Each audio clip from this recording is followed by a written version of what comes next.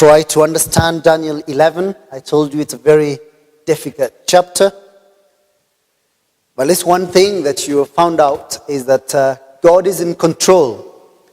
We saw that God is in control of world politics.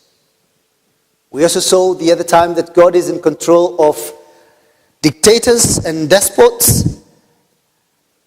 And today he has sent further to tell us that God is in control of Antichrist. Not just one, but all of them.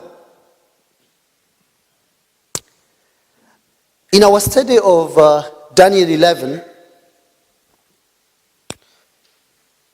we also have seen how precisely true the Bible is, so that our confidence and our trust in the veracity and the trustworthiness of the Bible has been, at least should be, solidified. We agree that only God can say what will occur in the future with 100% accuracy. Did you know that Daniel chapter 11 verse 1 to 35 has at least 135 prophecies which have been literally fulfilled? History has shown that the Bible is absolutely dependable. Remember, we saw in the last lesson that history is his story, is God's story. And therefore, that's the first evidence that God controls them all. And so he can and does describe them as they are. The other lesson that we've learned in this book is the absolute sovereignty of God over all the affairs of all his creatures and all their actions. God is the one who sits on the throne of providence. He is the one guiding everything precisely according to his will and purposes. Kingdoms and kings have come and gone, but all of them have been under his own guiding hand. No one is beyond the reach of his righteous, omnipotent hand. And so then, we consider the fact that even though there are those who are up in arms against God, the Antichrist, and John did say that many such Antichrists would come, but not one of them will be beyond the reach of God's righteous, omnipotent hand. So what we're going to do then is we will look at the characteristics of Antichrist, verse 36 through 39, because there is consensus amongst theologians that Daniel's vision so far has been concerned on the events between the time when Daniel lived, time when Cyrus was the king of Persia, and the death of Antiochus IV, who was also called Antiochus Epiphanes, or Epimanes, as you wish. And I explained to you the difference between the two. And verses 36 to 45 picks up on the theme of the Antichrist. And now I wish to show you, because there are a few who would say that no, he is carrying on with the narrative of Antiochus Epiphanes or Epimanes, as you wish. There are a number of reasons why these verses are not applicable to Antiochus. I'll give you a few of them. For example, Antiochus, in all his wickedness and perdition, did not exalt himself, he did not exalt and magnify himself above every god, as verse 6 says. He did not reject the gods of his fathers, as verse 37 says. He did not honor a God whom his fathers did not honor, verse 38. Antiochus worshipped the Greek pantheon and even built an altar and offered sacrifices to Zeus in the temple at Jerusalem. So this cannot be a reference to Antiochus IV. Daniel prophesied that the king in these verses comes to his hand with none to help him, while he pitched his palatial tent in Palestine, verse 45. That is near the glorious holy mountain. Yet we know that Antiochus IV died in Persia at a place called Tebai.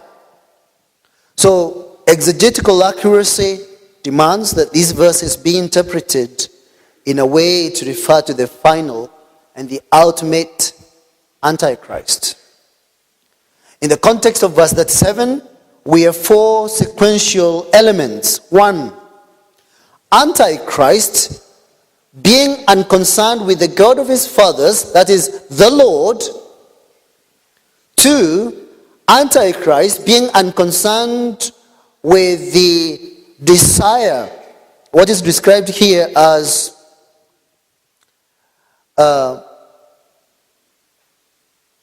where is it? Verse 36. We read that he will magnify himself above every god. He will speak astonishing things against the God of heavens. He shall prosper. Then he shall, verse 7, he shall pay no attention to the gods of his fathers or to the one beloved by women. That Hebrew term, him doth nashim. And then thirdly, Antichrist being unconcerned with any god or any gods at all. He shall not pay attention to any other god, verse 37b, because he shall magnify himself above all. Yes, it's true that Antiochus did try to deify himself, to make himself a god, but there were other gods as well. And then lastly, Antiochus, as a result, exalting himself over all gods. So it should be pointed out that there will be many antichrists foreshadowing the ultimate one. And these figures or types would share most of the characteristics which I'm going to present to you with the ultimate Antichrist. Just as those who prefigured or typified Christ would share or did share with Christ some of his own characteristics.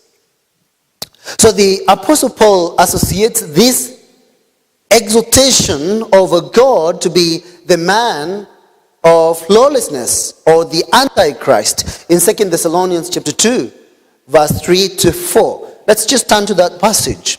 2 Thessalonians chapter 2, verse 3 to 4.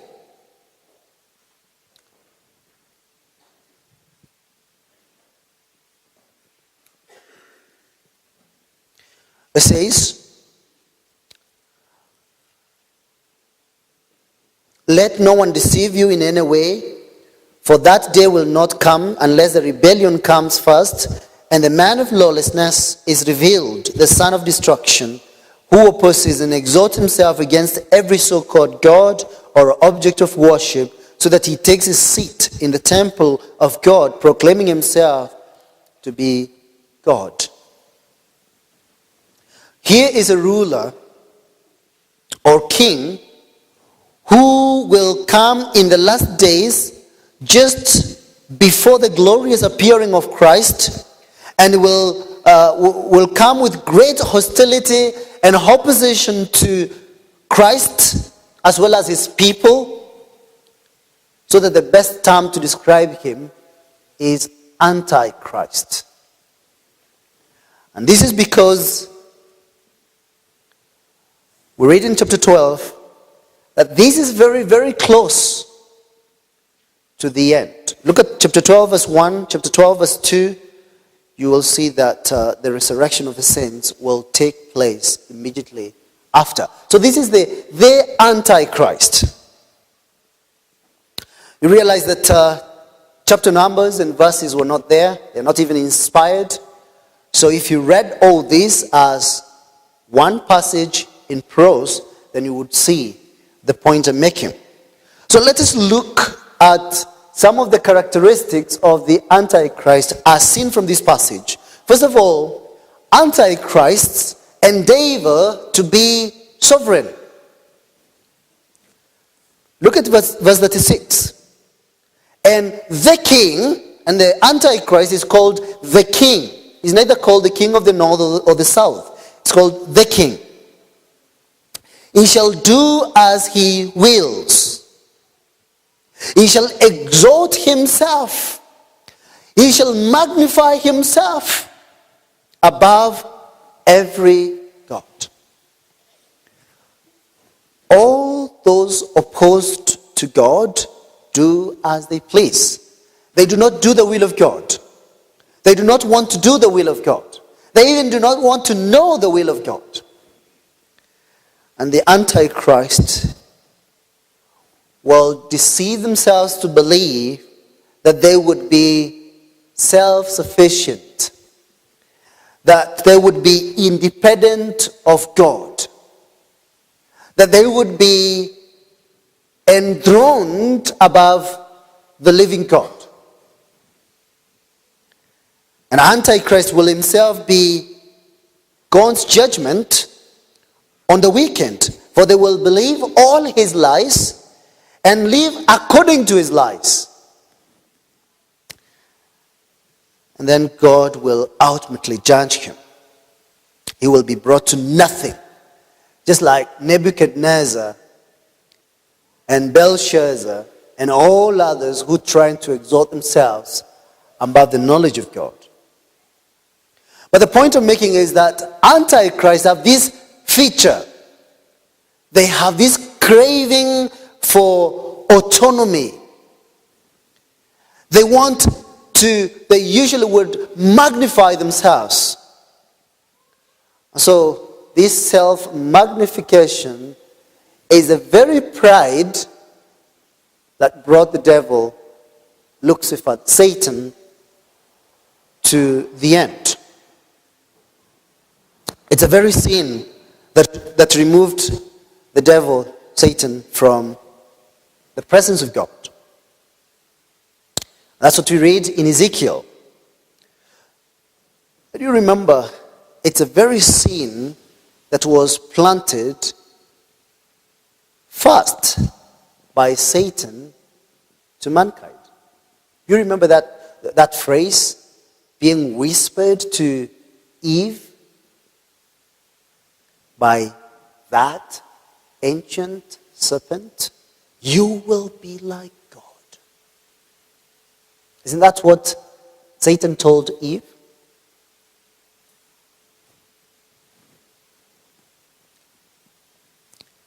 And that whisper has had eternal ramifications for God's creation. And I've brought too many problems upon God's creation. And I've taken away too many people from the favor of God. But that is a characteristic of the Antichrist. Secondly, Antichrist blaspheme the living God, verse 37.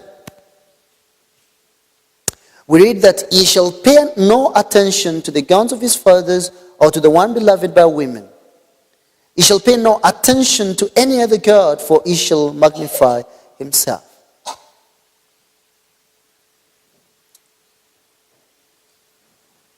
He shall speak astonishing things against the God of gods. The passage suggests that he would be both an atheist, 2 Thessalonians 2:4, which you've already read, and Revelation chapter 13 verse 6, as well as a blasphemer, Look at Revelation 13 verse 6.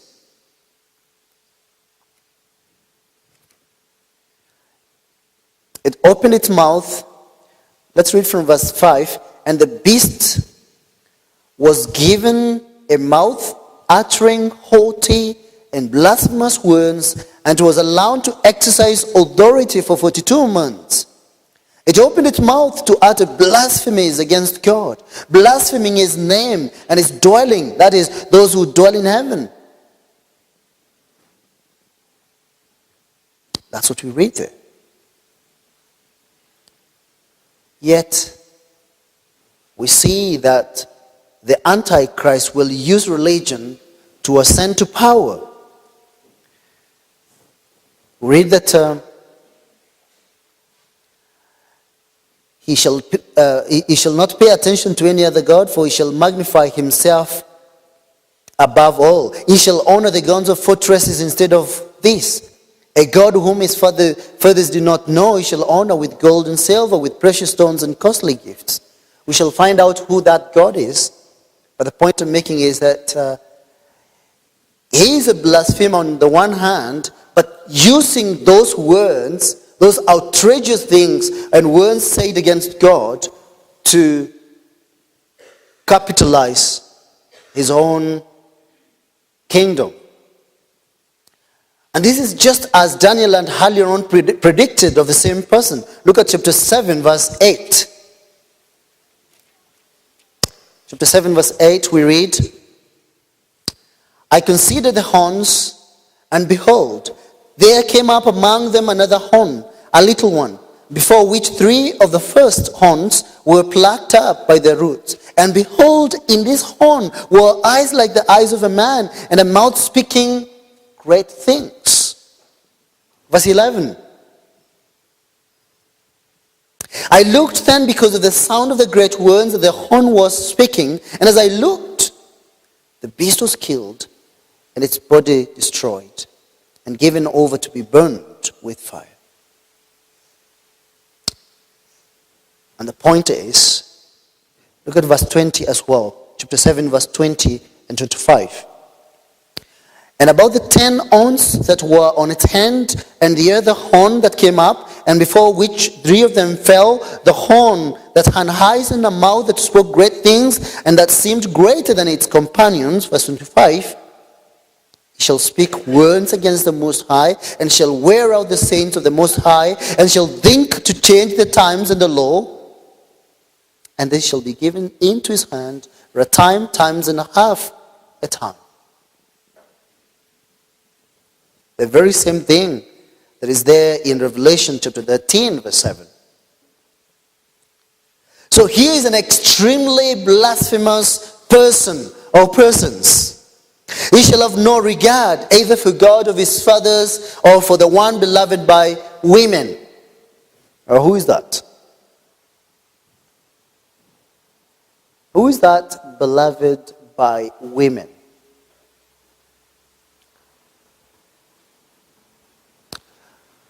Well, the desire for women has been sometimes interpreted to refer to Tammuz, the pagan deity. But it is better to take the phrase to mean the one desired by women.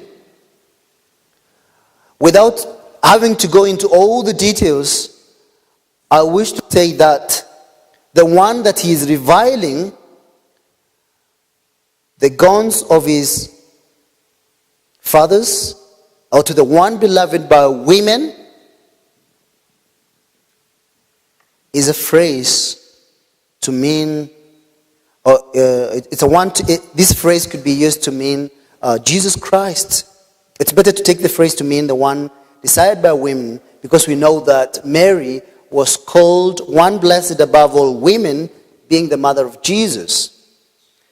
And this is so because in the context, we see that he is rejected just like all other gods by the Antichrist. In fact, the Antichrist is in opposition to him. The verse ends with this deluded Antichrist demanding worship from all the inhabitants of the earth, and being in opposition to God.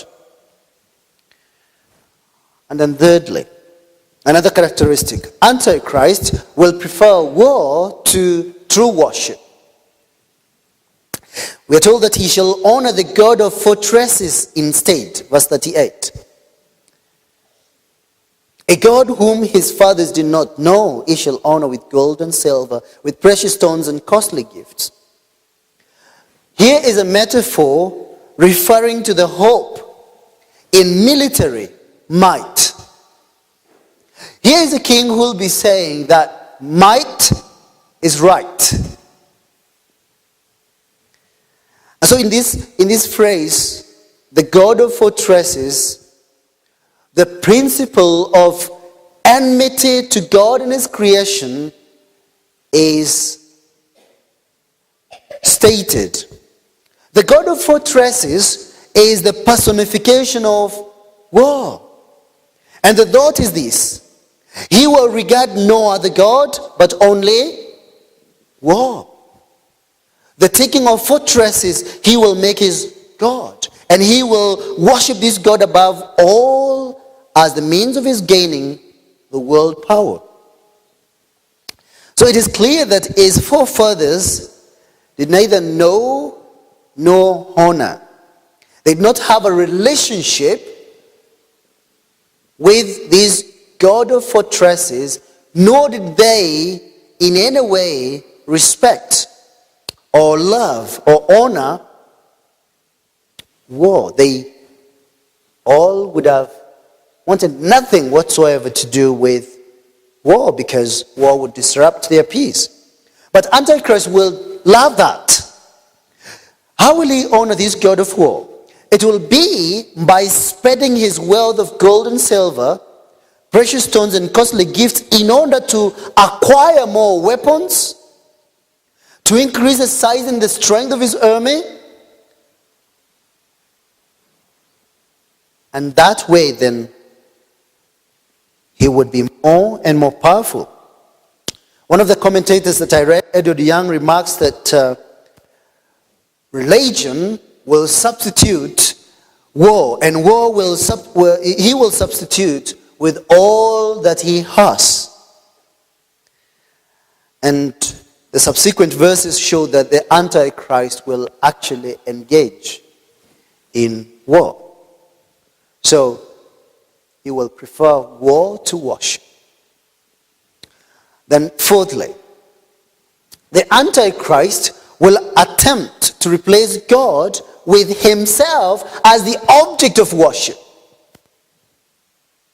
By the means of his acquired military power, that is his God, which is what we read here, he shall deal with the strongest fortresses with the help of a foreign god, verse 39. Those who acknowledge him he shall load with honor. He shall make them rulers over many and shall divide the land for price. By the means of his acquired military power, which is his God, the God of fortresses, he will attack and destroy all those who may dare to challenge him, whether politically or military or spiritually, that is by their religion. And he will deal with the strongest. Is actually a reference to Christians. Remember verse 32 of chapter 11. He shall seduce with flattery those who violate the covenant, but the people who know their God shall stand firm and take action. So those are the strong. And if you look at all that verse between 32 to 35, you'll see that the strong are actually godly people. So he will deal with the strongest in order to destroy them, and this with the help of his God, his military power. His power and might will be such that the whole world will be so impressed by his military prowess and will marvel and wonder and even follow him and even worship him. And they will say, this is what is quoted in Revelation 13 and verse 3 and 4. Who is like the beast? And who can fight against it? People will therefore pledge allegiance and loyalty to Antichrist as their God, and they shall be rewarded handsomely. Because we read that those who acknowledge him, he shall load with honor. He shall make them rulers of many and shall divide the land for a price. The honor given to the loyalists will be positions of authority and territories to rule. And you know that's what happens in politics, isn't it? Political favors are still known and used today. Not so long from now, and I'm not in any way prophesying, you will see the opposition leader awarded a position. Why? Because there was that handshake 2 weeks ago. That's what happens. So those are the characteristics of the Antichrist. Let's see then the description of the Antichrist himself and his words. Verse 40 to 45.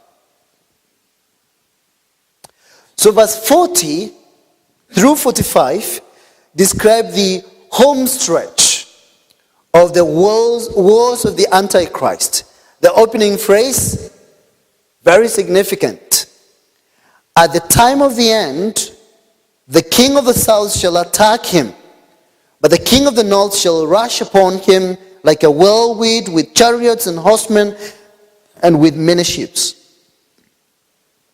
And he shall come into countries and shall overflow and pass through. That opening phrase, at the time of the end, is very significant, for it does not refer to the time of the end of Antiochus' fall. It is referring to the end of all things.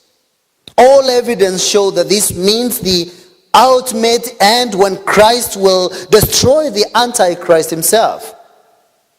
Because that's what we read in verse 45. Yet he shall come to his end, and with none to help him. It will lead to the final deliverance of those whose names are written in the book of life, chapter 12, verse 1.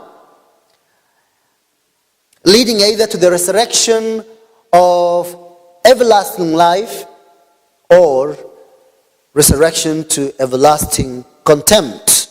Verse 2. Therefore then, the events being described here are yet to happen. This is all in the future. These are the very final days. Obviously, the kind of military language used here is representative of the modern military equipment. It does not in any way mean that in the future people will go back to using chariots and horses and that. Simply saying that they will use weapons. And weapons of mass destruction for that matter, even, or possibly. It's used for the understanding of the people to whom this prophecy was initially given. So look at the description of this wars by the Antichrist. His wars will have a political appearance. The king of the north, that is Syria, and the king of the south, Ptolemy, that's the Egyptians, as we have seen in the past, which are both relative to Palestine, that is, it's north of what? It's north of Palestine, where God's covenant people dwelt. So if you look at verse 40, you will notice that both the king of the south shall attack him. There is that pronoun used. That is, we read, the king of the south shall attack him, and then the king of the north shall rush upon him. Who is that? Now, many commentators are saying that the king of the north is the Antichrist, but I don't see that evidence. Look at it again, verse 40.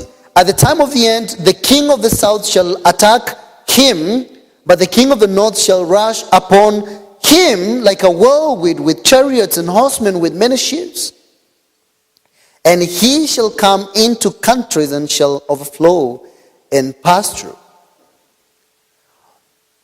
Pass through both the king of the north and the king of the south.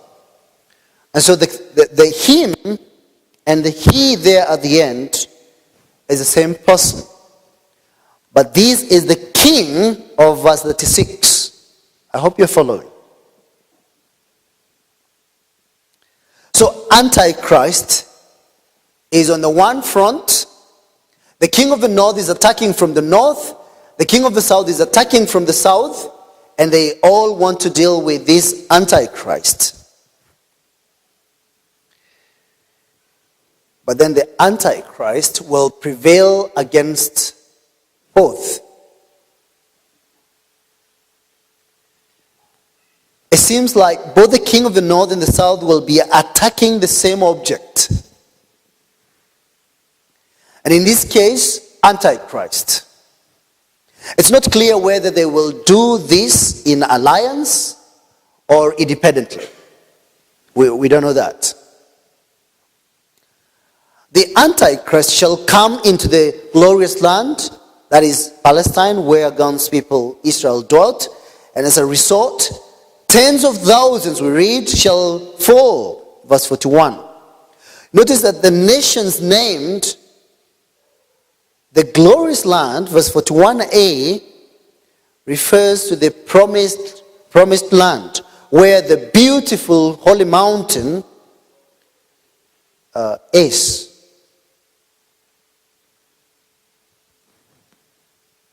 And we read that Edom, Moab, and the Ammonites, and part of the Ammonites are going to escape. They're going to be delivered. So Edom and Moab and the main part of the Ammonites would be delivered. What does that mean?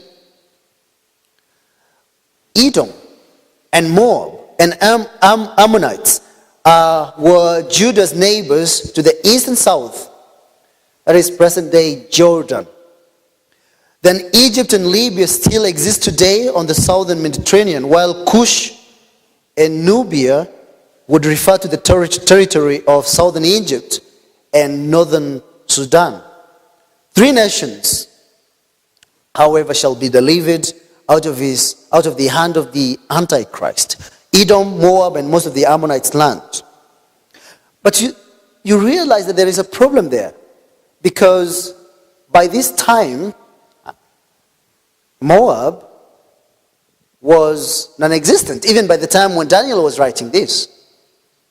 So what is this referring to? I mean, nations that are, some of them are non-existent. These three nations, you realize, were ancient enemies of the Israelites. They all were. So they are mentioned here as representatives of the nations which would be enemies of God and of his people. So the question is, how does these nations escape to be overthrown by the Antichrist? Now, that is only possible by themselves being in opposition to God's people. If they are attacking in the same direction as the Antichrist, then they would be delivered. They have the same cause with the Antichrist, even though they are not together. They want to see the people of God destroyed. They want to see them fall. So they are working together, even though not in unity. And that's how they themselves would escape. Verse 42. He shall stretch out his hand against the countries, and the land of Egypt shall not escape. It speaks of the outstretching of the hand of the Antichrist against other countries, and especially the land of Egypt. And the Antichrist shall want to seize many nations, and especially Egypt, with all those under Egyptian control, Libyans and the Cushites. But they all shall follow in his train. In other words, they all will be taken into captivity. And that's how then they would follow in his train. You realize then, looking at other books, like for example, Nahum, chapter 3, verse 9, that they always were together. Let's read that very quickly. Chapter 3, verse 9 says, Cush, let's read from verse 8. Are you better than Thebes that sat by the Nile with water around her rampart, a sea, and water her wall? Cush was her strength, Egypt too, and that without limit. Put and the Libyans were her helpers. They were together. Ezekiel 30, verse 5.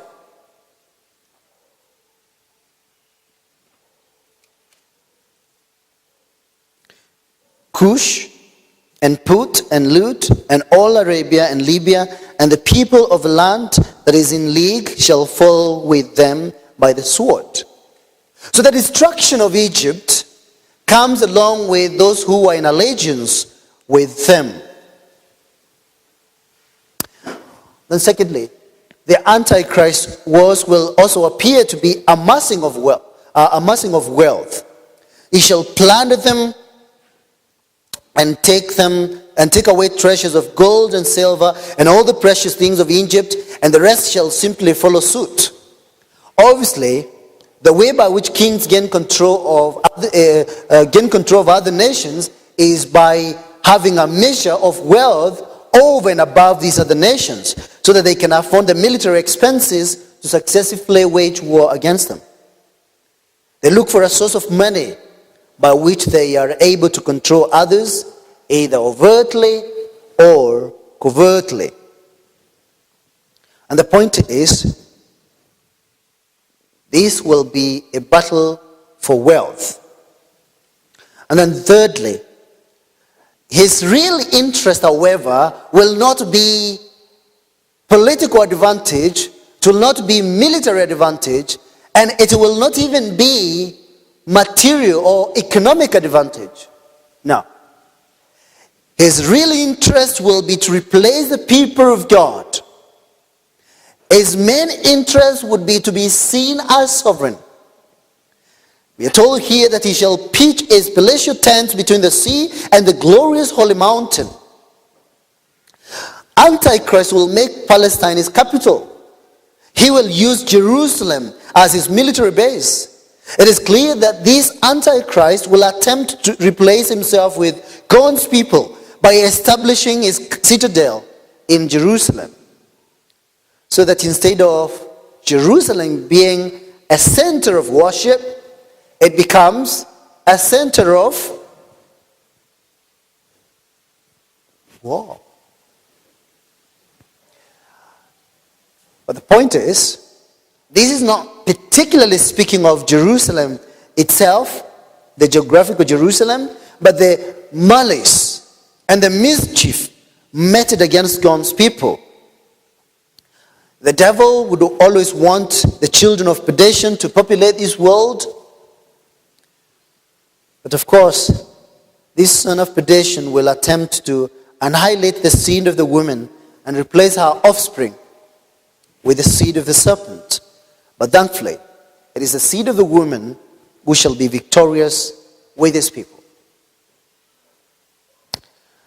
Finally, thankfully, the Antichrist will not be invincible. It will not be. Verse 44 is the first ray of hope for the people of God. For even Antichrist will be attacked by world powers. We read that news from the east and the north shall alarm him, and he shall go out with great fury to destroy and devote many to destruction. He will be a creature prone to fear and intimidation. He will be one who is under the power of emotion and irrationality. This Antichrist seems to exercise complete control, complete authority for a short period of time, doing what he pleases and oppressing God's people. Then his end shall come.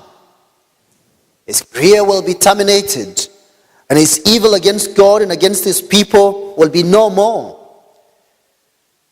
And so earlier on, Daniel spoke of the little horn as being judged when the Lord will return. Look at chapter 7, verse 11. Turn a few pages, look at verse 11. I looked then because of the sound of the great words that the horn was speaking, and as I looked, the beast was killed, and its body destroyed, and given over to be burned with fire. Verse 26 and 27. And the kingdom and the dominion and the greatness of the kingdoms under the whole heaven shall be given to the people of the saints of the Most High. Their kingdom shall be an everlasting kingdom, and all dominions shall serve and obey them. Amen. Paul said that as soon as the lawless one will be revealed, the Lord will kill him with the breath of his mouth and bring to nothing by the appearance of his coming. 2 Thessalonians 2:8. There will be no escape because he will be captured and thrown alive into the lake of fire that burns with sulfur. John tells us in Revelation 19 verse 20. So, when God's time shall come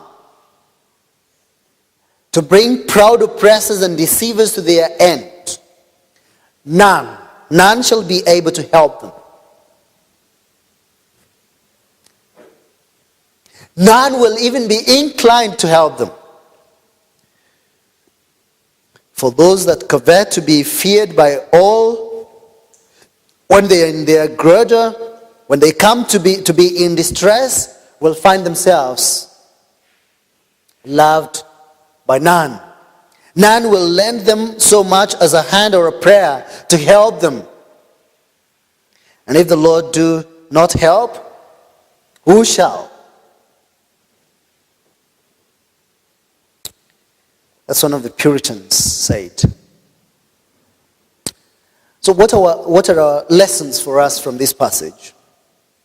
As I've said again, it's very bony.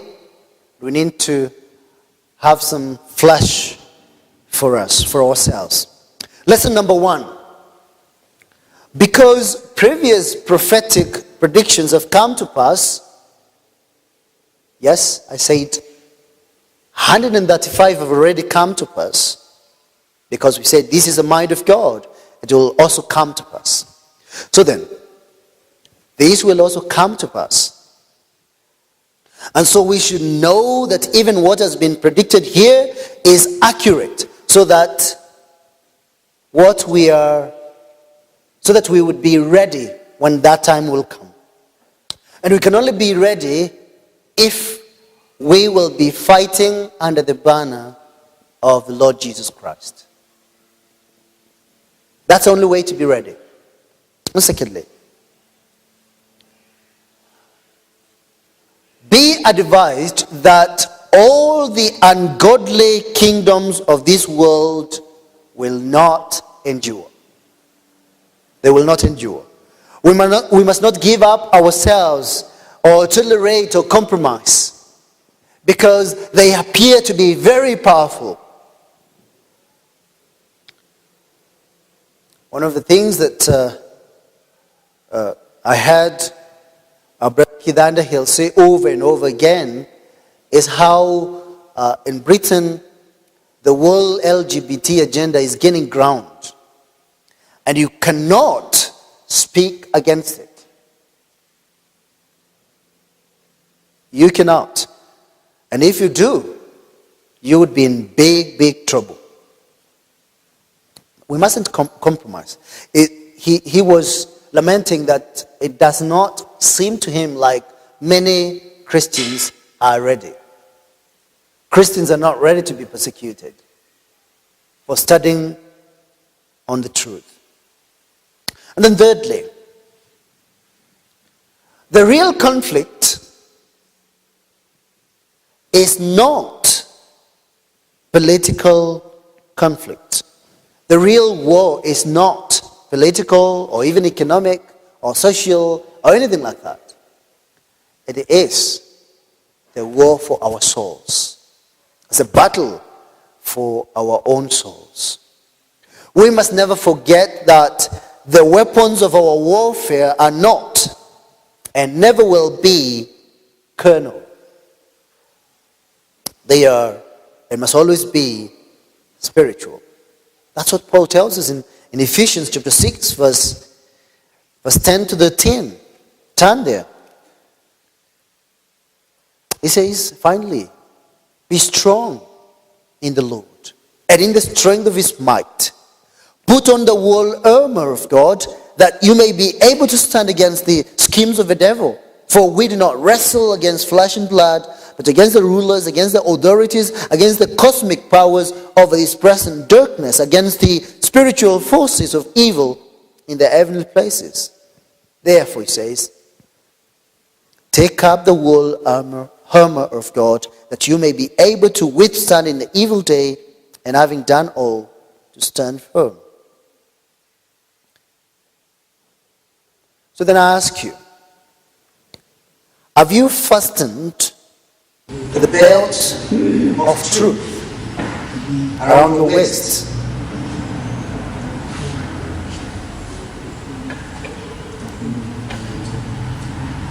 That's where he begins in verse 14. Having fastened on the belt of truth. In other places he says, let the word of God dwell in you richly. Fasten the belt of truth. That's why you're here right now, to continue to know the truth so that you're not deceived. You meet with the FDAs and they want to make this passage to be all kinds of things. Then you put on the breastplate of righteousness, the righteousness of our Savior Jesus Christ. And as shoes for your feet, having put on the readiness given by the gospel of peace. And in all circumstances take up the shield of faith, with which you can extinguish all the flaming darts of the evil one. And take the helmet of salvation and the sword of the Spirit, which is the word of God, praying at all times with all prayer and supplication. To that end, keep alert with all perseverance, making supplication for all the saints, and also for me, that words may be given to me in opening my mouth boldly to proclaim the mystery of the gospel, for which I'm an ambassador, in chains, that I may declare it boldly as I ought to speak.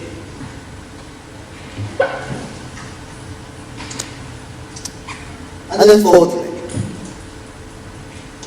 trials. Please listen to this. Trials will never hurt the Church of Christ. Trials, persecution will never and can never hurt the Church of Jesus. The trials always purify the Church of Christ.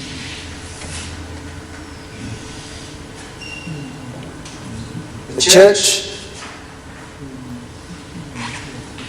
where the church has been given the freedom, the liberty, and has grown prosperous, so to speak, has tended towards